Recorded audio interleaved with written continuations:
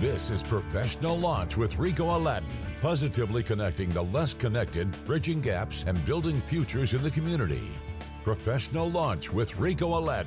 Hello, professionals. My name is Ricot Aladin, and I am the founder of Professional Launch and the host of the Professional Launch Show here on WDOI. Today, I have a great guest for you here. We'll be talking about real estate with Josh Hanson. And I know some of the professionals out there who are thinking about getting their first job, buying their first house. And so it's really, really a big deal having Josh here to help with the conversation. And Josh, welcome to the show, Josh. Thank you very much. Wonderful. Please tell the Professional Launch audience a little bit about yourself. Well, I've done a lot of different things in my life. Most real estate agents don't start off in real estate. Can happen, but usually it's a second, third, fourth career. I've done everything from owned coffee shops to played in a rock band. And then during the 2008 crash, I had to sell my house and used a really good real estate agent that helped us go through the short sale process and all the stress with that. And then I decided I'd like to be able to do the same thing, help people buy and sell houses. Wonderful, wonderful. So your journey into real estate began with a very personal experience. So how did that experience shape your approach to helping other people? Well, I could see how stressful it was. Buying the house wasn't as stressful as selling was, just because of the circumstance. But having a professional guide you through the process is really what it was. It was having somebody high caliber help us that really made me want to do the same thing. Wonderful, wonderful. So you've had a diverse career, from running a coffee shop to being a drummer. So how have those experiences influenced the way you work in real estate today? I think what's good about that kind of a background, or just a diverse background in general, is real estate's ever changing. Laws are changing, rules are changing, the housing market in general is changing. And you're working with different houses, different properties, different clients all the time. So having that kind of flexibility and a creative background, I think really helps. Okay. I'm willing to do whatever it takes to help my clients, and I think that's a big part of it. So what was the biggest challenge you faced transitioning from entrepreneurship and music to real estate? Well, I had to take off the nail polish and the eyeliner from my rock and roll days and put on a suit. So that's probably the biggest. And what lesson did you carry over from those ventures, from those earlier ventures? Well, again, I think being creative. You don't think of real estate as a creative venture, but it really is. Whether you're prepping a home for sale or trying to figure out creative financing for a buyer, being creative really helps. So, one thing about this show is really is to highlight some of the stories, successful stories, people who make a transition from one career to other, so that young professionals who are listening to this can learn something from your story. For a young professional entering the workforce today, real estate can seem out of reach. What opportunities exist today for them to begin building wealth through property ownership, for instance? Well, property ownership in general has always been the number one way to build wealth. Since the early 1900s, it's beat inflation on average every year and beat the stock market in a lot of cases too. So just even getting your foot in the door and your first house might not be the perfect house, maybe not your forever house, but getting in, starting to build some equity, some sweat equity if you can do some upgrades, and then taking that equity into your next house, that's what allows the average American to keep building wealth. And then eventually, hopefully, be able to pass some of that down to their kids, grandkids. Wonderful, wonderful. So with rising home prices and interest rates, what creative strategies do you recommend for first-time home buyers trying to break into the market? Well, we're really good in North Dakota and Minnesota. Both states have first-time home buyer programs. The North Dakota one, it's the North Dakota Housing Finance Agency website. You can go right on there, and you can find lenders, you can find real estate agents. The class that I teach, the first-time home buyer class, is listed on there. And what North Dakota will give you is up to 3% of your closing costs and down payment as an assistance grant. That's one of the programs. They also have low interest rate loans and everything too. Minnesota has something similar too. So we have options here. In fact, I've had several first-time home buyers close with $500 out of pocket. So that's a big misconception that you need 20% down to be able to buy a house, that you need to have just thousands and thousands in the bank. There are programs out there to help. Wonderful, wonderful. So how can young investors and aspiring agents identify up-and-coming neighborhoods and undervalued markets in places like Fargo-Moorhead? Well, what's great about here is there's so much new construction constantly all the time. And a lot of those new areas, the builders have model homes. So you can tour them all the time and you can learn about the neighborhoods. I highly recommend that. I was just with my team from my office yesterday in Horace, and Heritage Homes has a new area coming up. So we toured those new houses. That always helps. Wonderful. So you've worked in both California and the Midwest. What can young professionals learn from how different regions approach real estate investment and home ownership? It's interesting because in California, a lot of the real estate agents are lawyers. So as you can imagine, California, litigation, there's a lot more of that there. And then just being in that a big state like that or a big city, I was in San Diego, there's a lot of rules and regulations, what you can build, a lot of HOAs, how you can upgrade your house. North Dakota and Minnesota, this area, Fargo-Moorhead, is still really good. There's rules in place to protect you, but you have a lot more options, and it's a lot cheaper. The average median price of a house in San Diego is about $1 million right now. And right in here, it's about $280,000, roughly. So the entry in is much better here.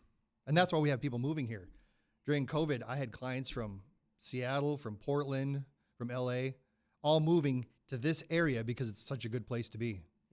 Wonderful. So I have another question about from moving from California to Fargo when it comes to the weather. Tell me, how have you been? The weather's terrible.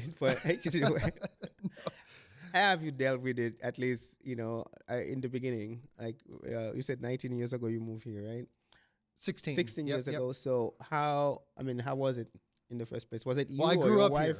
I grew up here. I graduated from DGF. I was in the first DGF school. But San Diego has the most perfect weather in the country. The average is 72 degrees. Ooh. So it was tough. I'm still not used to the cold coming back. But we have such gorgeous summers and even spring and fall when it warms up. Yeah. That if you take advantage of it, we live by the lakes. We live by some gorgeous areas to go hang out in. So that really helps.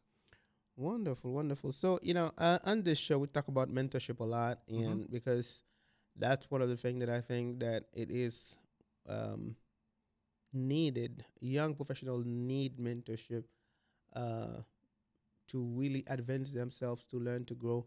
And so you have achieved impressive designation like the GRI, the ABR. How important is continued education and professional developments in real estate for? It's very important. We are in both North Dakota and Minnesota. You have two different states. So we have reciprocity from whichever state you don't live in. But both states require continuing education every single year. And they'll have some required classes that you need to take and then some options. I like to learn. So I've been able to take some great classes on the history of the American home, why houses look the way they look, what's a Cape Cod style, these different things that I just find interesting, which is great. And then beyond that, I think just education, like I said, the world's changing so fast that if we're not constantly learning and growing, we're going to get left behind. So I think for any field, if you enjoy learning, you can learn so much now, even online. So, so to circle back to the mentorship part, what role has mentorship played in your journey, and how do you pay that forward to newer agents or real estate professionals? Well, when you become a real estate agent, you get your license, you pass your tests and your exams, and you get licensed by the state, you choose a brokerage to work with. Okay. So the brokerage would be Keller Williams, Berkshire Hathaway, those are all brokerages, and you hang your license there. And then they all have their own individual training programs for you. I was blessed when I started that it was a friend of mine. I went and worked with the company she was working with. And so I was with her, not just an hour or two a week. We were together all the time. So I helped her set up appointments. I went to inspections with her. I did all the things that I would do on my own with her. And she had been in the business 15, 20 years already. So having that mentorship really set me up to be able to come back here and then be on my own. Now work with a company here. So I think that's key. That I'd absolutely say interview. If you get your license and you want to know where to go, interview with a handful of companies and make sure they have a really good training program. Wonderful. So, I mean, I guess that's the advice. I was going to say, what advice would you give young people considering a career in real estate, especially those who may not have a traditional business background? Yeah, well, and that's part of it too, because pretty much all real estate agents are independent contractors. So you don't have set business hours. It's not a 9 to 5. Now, depending on your training schedule and the things, you might have a little bit, but in general, you don't. So just keep that in mind, that you have to be at least a little bit entrepreneurial and a self-motivated person. It's easy to sit in your house and watch Netflix all day when you should be out doing business. But I think, interviewing different people, talk to different, if you know anybody who's an agent that's been doing it for a while, ask them how they've been able to do it for so long.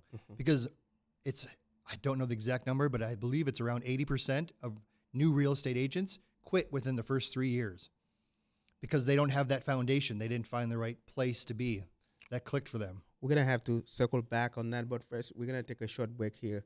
When we come back, we'll continue with the conversation. We'll be right back. We are back. Today we are talking to Josh Hanson here. He's a realtor. And right before break, Josh, you mentioned something that was worth repeating right now. 80% of realtors quit in how many years? In the first 2 to 3 years, they drop out. What's the reason? Well, it's a couple of reasons. If you're not prepared to go several months, even 6 months before you have your first closing, because remember, you got to find a client, you got to find them a house, and then a closing, once you are under contract on a house, takes another 30 to 60 days on average. So you've got to have those funds to live off of.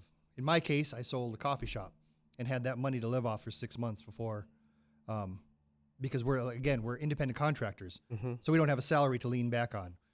So I think being prepared is going to be key for anybody that wants to get into the business. Okay. So this is the part of the conversation where we talk about guidance for first home buyers. So what are the most common mistakes you see first home buyers make, and how can they avoid them? Well, I think a lot of people don't realize that most buyers have a real estate agent representing them. That's going to be key. When I bought my first condo in 2007, we went to an open house from a new builder and then went under contract. And then I called my friend who I ended up working with later. Like I mentioned, I called her on Monday morning, said we finally bought a house. And she said, you should have talked to me first. I could have negotiated on your behalf. I could have organized things for you. I could have gotten you a better deal. We didn't know. Everybody knows that sellers with a sign in the yard are hiring a real estate agent to be their listing agent. Most buyers, or a lot of, especially first-time home buyers, don't realize that you need to do the same thing on the buy side, because you need someone who's your advocate. You need someone who's guiding you through a very complex and expensive process. And it takes a lot of the stress off because, frankly, we don't know what we don't know. So when it comes to getting the deal, the best deal, what are some insider tips you would share with young home buyers entering negotiation for the first time? My recommendation would be consider all types of properties. I know everybody has in their mind, I want the big house with the white picket fence as my first house. That's usually not realistic. You can get a better deal if you're willing to maybe go into a twin home. Our area has a lot of twin homes here. That's going to be the cheapest cost of entry, other than maybe a condo, an apartment type style.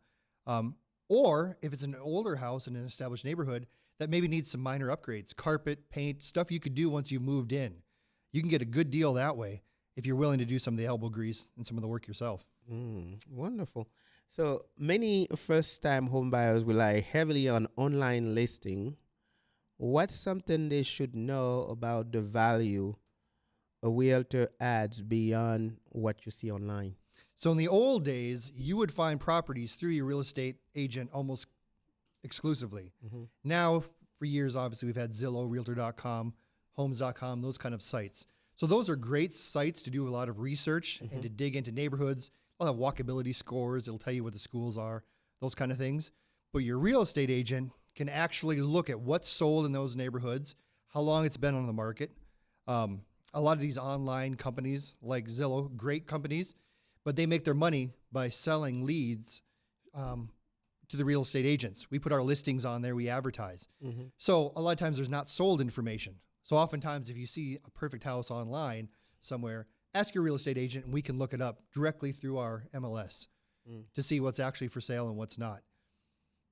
Okay, so can I see a listing online and it's not for sale? It might have already be under contract or be sold, correct? Oh, Yep. okay. Happens all the time. Okay. So for those feeling intimidated by the process, what step can they take early to feel more confident and financially prepared to buy? Absolutely. I think taking a first-time homebuyer class, whether it's a longer class, so I've been part of Doorsteps Midwest, which we've had for several years now, which is a homebuyer class. It's 2 nights that we put it on, and you'll meet everybody you're going to meet during the transaction. Real estate agent, a lender, a home inspector. So any class like that, or even going online if you don't want to go into a 2-night or a longer class, that really helps. Getting familiar with the whole process.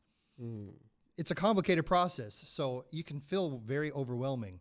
But other than that, I'd say interview some real estate agents. Ask your friends, family who've had good experiences. Meet with them. Even if you're a year out before you're planning to buy, I think meeting with them and kind of getting an idea of how the process works up front is going to help. So you've said your goal is to simplify the process and exceed expectation.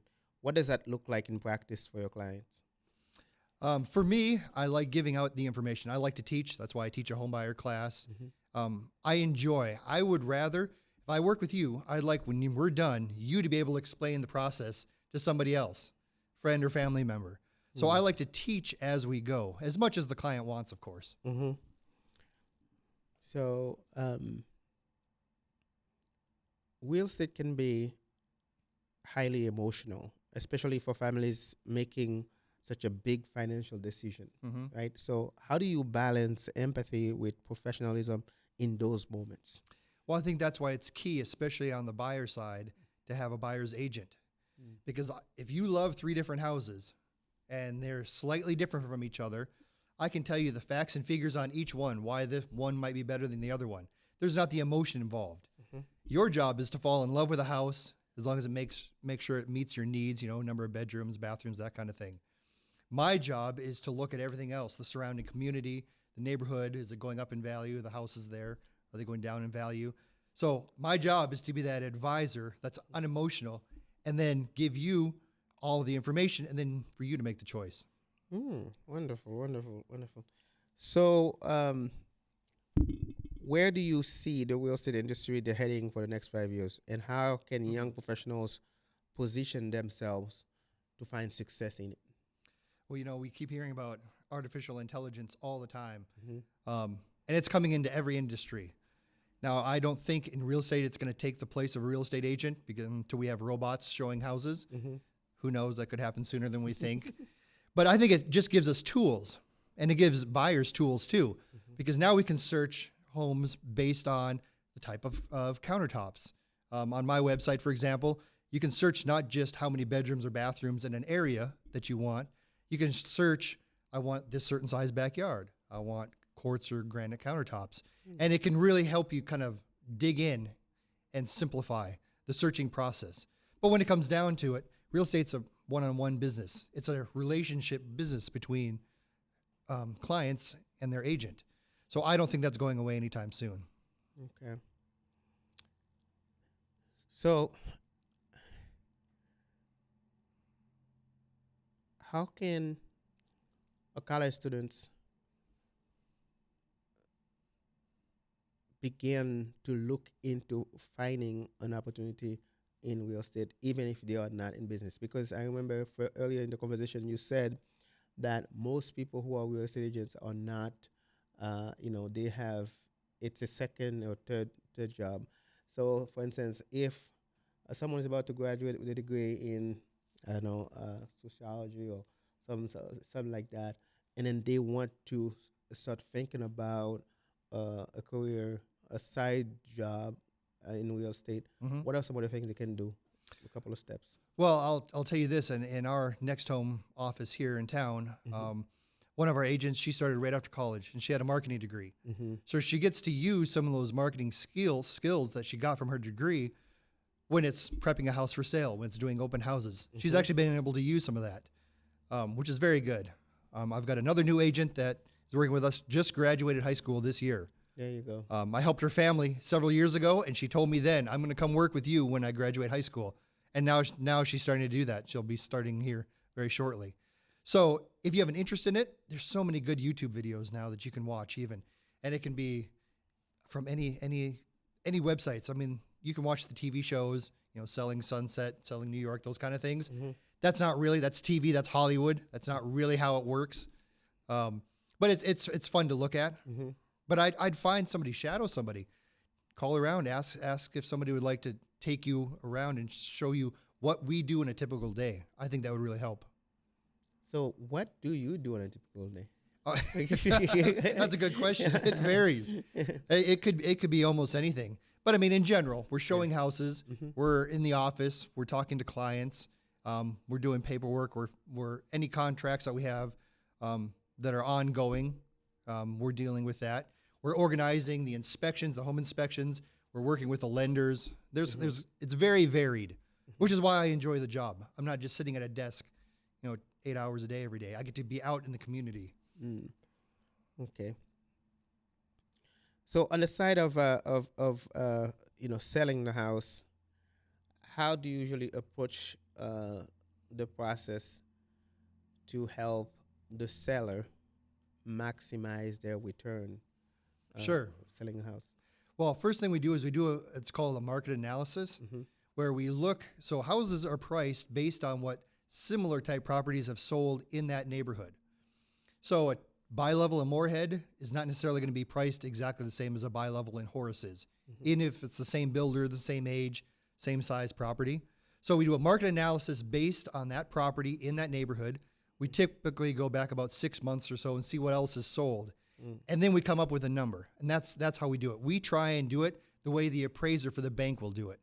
So that we don't get to that last week before close and find out that the numbers aren't going to match at all and you can't afford the house or the bank won't lend you the money. So that's part of it. Okay. And then getting the house ready to sell. We'll walk through it with you and say, here's some things that you could do to fix it up. Here's what you shouldn't be spending money on. Because the goal is to maximize your profit, like you just said. So that's having it look as good as possible. Professional photos really help. 3D floor plans, again, because people look online. So those kind of things help more than they used to help. So now your work, let's talk about your work. Is your work rewarding? When you help somebody find a job, is it rewarding? Absolutely.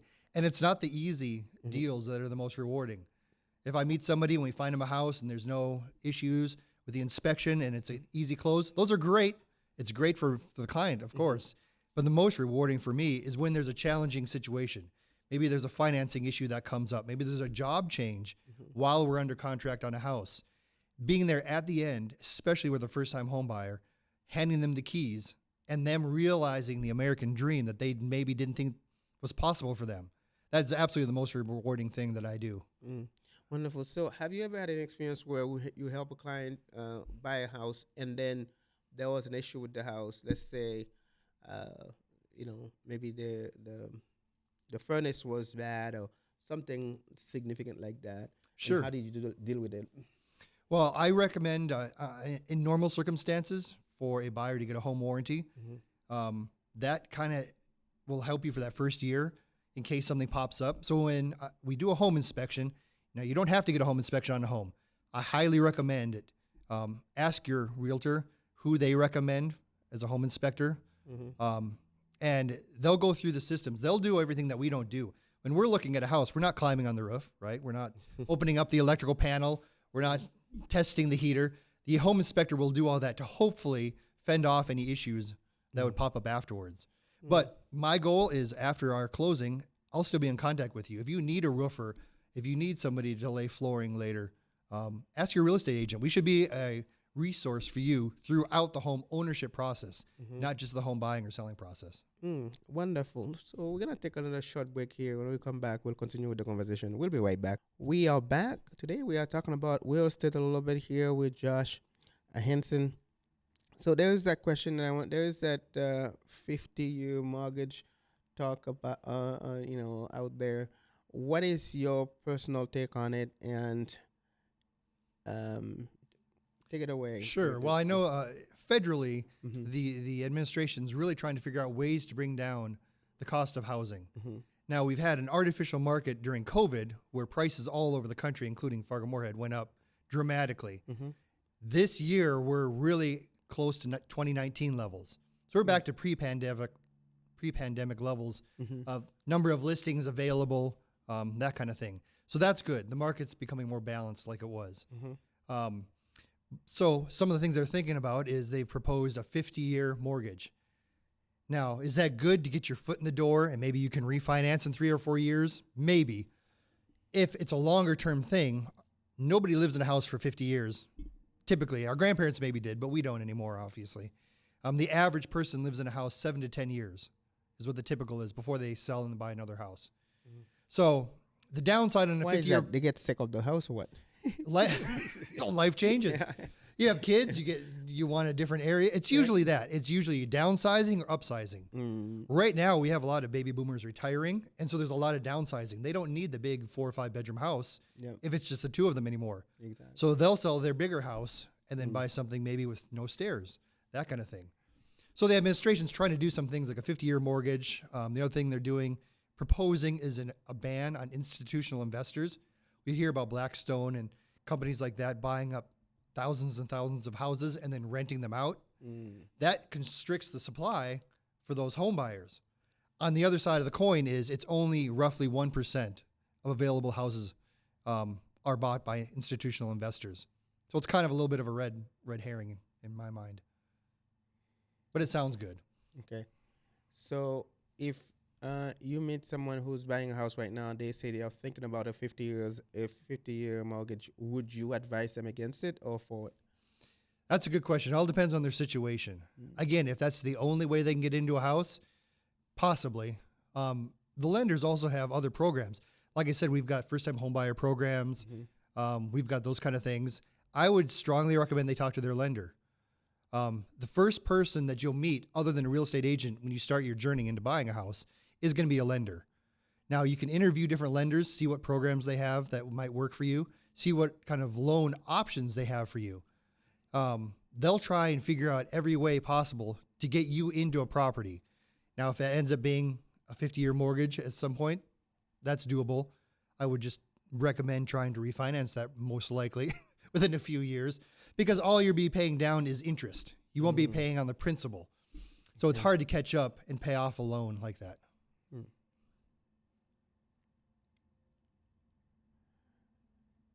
Now, if you have a 30-year mortgage, what the lenders a lot of times will recommend is if you can make, this is kind of a cool little tip, if you can make 1 extra payment a year on your 30-year mortgage and write on the check, or if you're doing it online, say that it goes to principal only, it's not just an extra payment, but it's that payment amount going towards the principal, you can take 5 to 7 years off that 30-year mortgage just from doing that. Say that again. If you make 1 extra payment for the year. 1 extra payment per year can take 5 to 7 years off a 30-year mortgage. Okay, I'm confused. It's wild. It's because so much of your 30-year mortgage, you pay all the interest up front. Okay. So your payments for the first handful of years, you're just paying interest mostly. That extra payment, do you make it to the principal? Towards the principal. Yep. Yeah. And you can start paying down the principal quicker. Wow. Yeah. 1 extra payment. Yeah. And those are the kind of questions. If you're working with a lender, again, shop around. Everybody checks with their bank first. Ask your real estate agent too, who they recommend. Because we work with different people in town all the time. So we know who's good and who's got good programs, especially for first-time home buyers. And tell them you want to learn. Say, I'm a first-time home buyer, or maybe I haven't bought a house in 20 years. How have things changed? Educate me as I go. Education's always going to be key. You said some are good ones. That implies there are some bad ones. Well, right? or they're just ones that we haven't worked with. Okay. Yeah. Okay. What are some of the practices that first time home buyers should stay away from, whether from their their agent or from lenders, or and so on and so forth? Well, I'd say just keep in mind that even though you don't know a whole lot as a first-time home buyer, or if it's just been a while, just keep in mind that you're the center of the circle. You're hiring the real estate agent, you're hiring the lender, you're hiring the inspector. All those people work for you. So if something doesn't feel right, if something doesn't jive, you feel free to find somebody else. There's no problem with that at all. It should be a comfortable process. Now, of course, there's always going to be stress because it's a big purchase. So there'll be things that come up, and no transaction is all ever perfectly smooth. There'll be little hiccups there, but your agent and your lender work hand in hand throughout the whole process to help you get to the end, which is the goal of getting the keys to the property. So again, just keep that in mind, that we work for you. And I think that's key. Okay. What would you say is a big red flag with a lender that a first time home buyer should be very careful for? I think from a lender's point of view, if they try and tell you not to shop around, rules changed during the 2008 crash, where now they encourage shopping around. They'll give you a worksheet on what an average price house would cost you per month, and they give you that in order for you to shop around and compare rates, compare programs. So anytime somebody says, don't shop around, and I don't care if it's the real estate agent, I don't care who it is, if they tell you, you have to use me and nobody else, that's a red flag to me. Okay.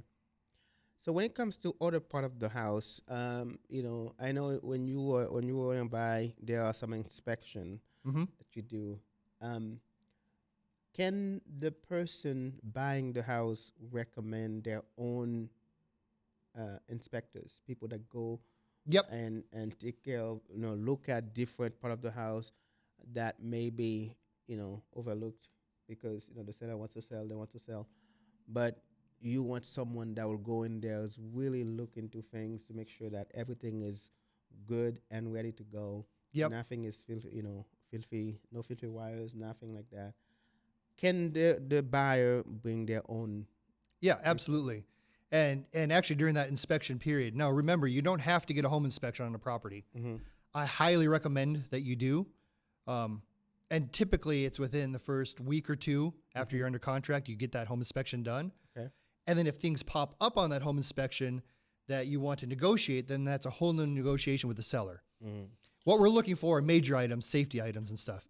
Okay. But I've had clients that are contractors or electricians. That allows them to spend the time in the house. They don't need to hire an outside home inspector. They can do it themselves. But when we're looking at a house, we're only in there for 20, 30 minutes. During the home inspection, you're there for up to 2 hours, really doing a deep dive. So absolutely, you can do it yourself too. Okay. All right. We're going to take another short break here. When we come back, we'll continue with the conversation. We'll be right back. We are back. Today we are talking to Josh Hanson about real estate. And I don't know about you, I'm learning quite a bit here. But Josh, right on break, we were a couple of minutes ago, we were talking about how it is better to have local lenders, local insurance, and so on and so forth.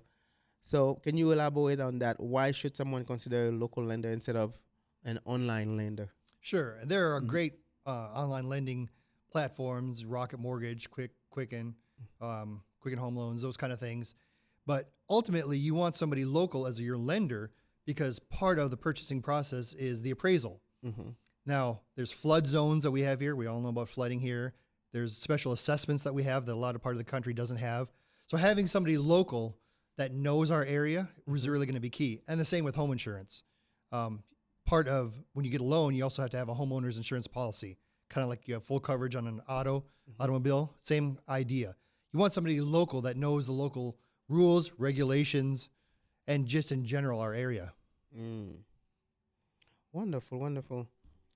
Is there anything else that you think a first home buyer should know that I didn't ask you today? That's a good question. I think just do your research. Everybody starts looking online now before they even contact a lender or real estate agent. I'm going to push back on this a little bit. When somebody say do your research, when you're doing something for the first time, and I can give you many examples in my own journey. When you're doing something for the first time, somebody say do your research. The idea is they just send you to Google. Sure. Right? So if someone is thinking about buying their first home, when you say do your research, here is, what would you say they should do? Either first, second, or third in that process? I would say find a real estate agent to interview and meet with them, somebody local. Okay. I mean it that way, not just go online, because real estate's completely local. All the building codes, the taxes, the prices, that's all very local. Yeah. So we may hear something about on the news nationally, in Florida, there's 30% default rates on home loans or whatever it is. That's not the case here. So I think that's absolutely key, meeting with a real estate agent first. And again, you're hiring us to work for you. So ask those questions. Say, what should I be looking out for? What are the red flags? If they don't have good answers for you, then interview somebody else. Wonderful. So we get to the point where we are asking for advice. What advice do you have for not just first home buyers, but people who have lived in their homes for maybe 5 to 7 years, and they are thinking of either upgrade or downsize? What would you tell them? Well, if you've lived in the house for a handful of years, first thing I would do is, if you're still in good communication with your realtor who helped you buy the house, reach out to them and have them do a new market analysis for you. The majority of Americans are sitting on hundreds of billions of dollars of equity that's just sitting there. They may not realize that they have that much equity built up in their house. That equity would allow you to sell the house and then take some of those funds into the next house, or to pay off some things if you're going to downsize, for example. So definitely at any time, contact your real estate agent if you're still in good contact, or a real estate agent, and we can do that for you. The way I do it's no cost, no obligation. I'll just see what your house is worth now. Oh, okay. I was gonna say, if does that cost anything to be done if it's not your realtor? Now, no. If you hire an appraiser to do it, then it will. An appraiser's charge anywhere from $500 to $800 to do it. But in most cases, the real estate agent can do a really good job, because again, we're doing this every day too. Okay. Well, would you advise someone to go in the field of real estate, not just as a part-time thing or second, third job kind of deal?